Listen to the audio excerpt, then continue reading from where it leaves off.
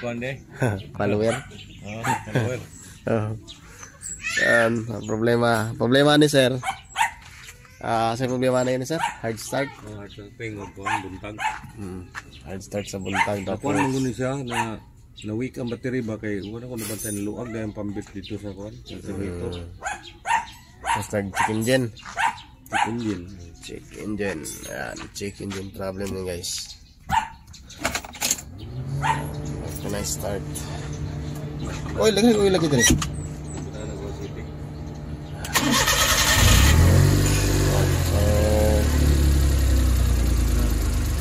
Na-start na pero check engine ay hindi na mamatay. So simple lang yan. Scanner na bilhin.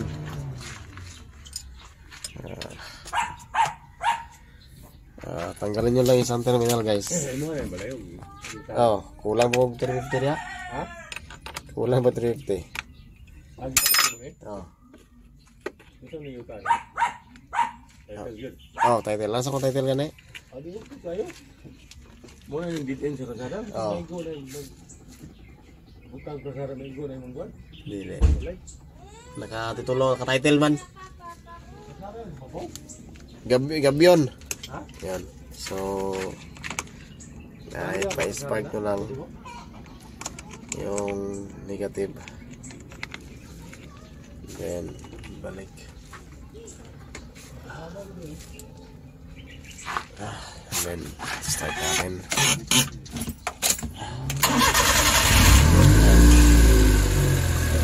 Nawala yung check engine niya guys.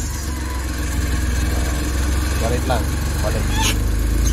Sabihin, nasisense ng oxygen sensor na may problema sa makina. Nawala pero bumalik agad. Tawag.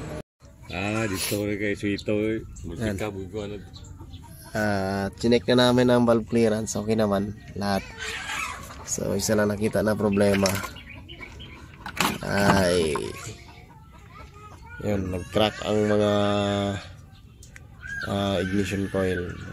Time na talaga na yun, bumigay. So ito yung problema lang niya. Okay naman ang valve clearance. Nagsilikon dito. So balik na. At ito bakit siya nag-check engine kasi binabasa ng oxygen sensor yung tawag ito, yung nasa tambutso, yung oxygen sensor binabasa na yung carbon na nilalabas ng combustion chamber. Kung tama ba ang pagkasunog, tama ba ang pagbigay ng gasolina or naglo-lose compression ba siya. So ito ay nabasa niya dahil hindi masyadong nasunog yung gasolina, kaya malaki ang carbon. O yun, kaya nagsisend yung oxygen sensor doon sa ECM na may problema sa engine. So yun, kaya siya nag-check engine. Mamaya palitan na ignition coil ito and then start natin. So yun, okay din ang may-ari nito kay kunting ano lang, pa-check agad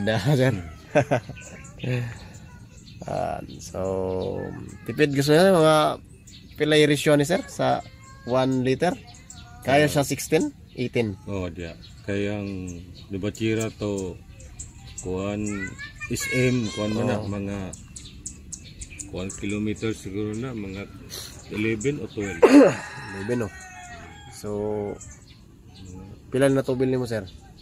Mga 125. 125. Round trip ba? Round trip pag yun. 125. So 10 buta to i-round up na nato 12 times 12 ay 12 plus 12 24 kilometer. So ang natubil 125. Yan, di ba? So buta na 2 liter. Mga 2 liters lang. Ay, okay na yan. Diba? 12 mga 12 something ang unsa per liter. Pero depende na guys kung topic. Oo. Diba? Yan. So ayan, palit na lang ng ignition coil. Balik na ang valve cover. Ayun. So problem solved.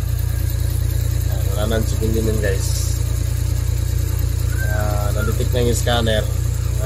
Nag-check engine siya kasi yung yan, kita na yan guys. Yan. Hindi yan sira guys. Hindi lahat ng nag-check engine tinuturo ng scanner ay sira. So minsan natanggal yung socket, nagbuwag, at minsan may kailangan na reference on up, ganon. So yun, okay na. No more chicken jet. Okay na sir. Isa ko yung level sa Engine coolant temperature niya, natanggal ko ng socket dito. tanggal. Oo. Isa po na ako mag-kusog hard starting. Pero nakita mo itong ignition coil no, ignition na lang. Track mo. So yun. Okay na. Okay ka na si Dr. Andron. Shout out kay Goy Goy. Sir sir. Shout out. Shout out kay Juan. Ay, ang sara.